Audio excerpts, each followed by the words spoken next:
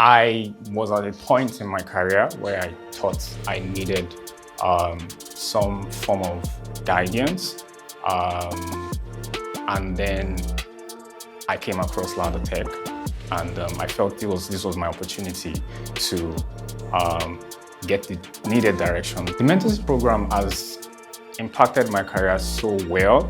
Now I have a good understanding of how things work, even at a global scale. Now, my mentor, Tomiwa Ijaware, started with me from explaining how things work in software engineering globally. Now, these were things that I didn't know before, even with my years of experience in software engineering. He gave me direction on the software engineering career path. I am in the Nigerian client, right? So he's been global, right? So he explained how things work in other clients or in other markets in the globe.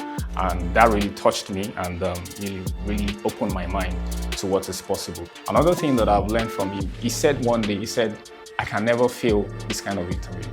And it made me realize that I can do it as well.